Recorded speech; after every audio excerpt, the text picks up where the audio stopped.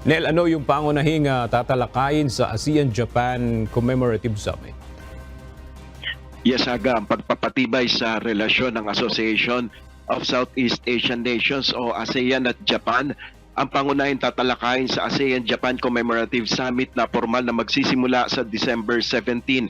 Pero nakatakdang umalis si Pangulong Ferdinand Marcos Jr. sa December 15 dahil sa mga nakatakdang mga pagpupulong na magaganap sa sidelines ng forum ukol sa 50th anniversary ng ASEAN-Japan relations.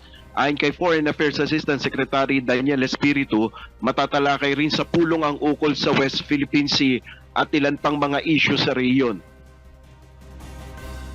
Here, not only will they review the cooperation activities of ASEAN through the years, but also they will discuss South China Sea, East China Sea, Myanmar, North Korea, and other international developments that have a bearing on ASEAN.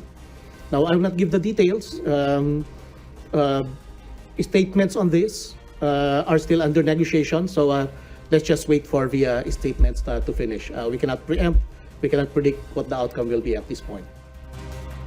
Ayon kay ASEC Espiritu, hindi pa tiyak kung matatalakay dito ang tinatawag na Reciprocal Access Agreement o yung RAAA na sa pagitan ng Pilipinas at Japan. Ilang business meetings ang dadaluhan rin ng Pangulo. Ayon sa DFA official, isinasapinal ang pulong sa pagitan ni Pangulong Marcos at Japanese Prime Minister Fumio Kishida.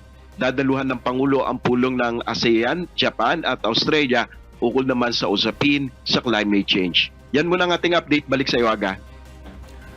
Maraming salamat, Nel Mariboho.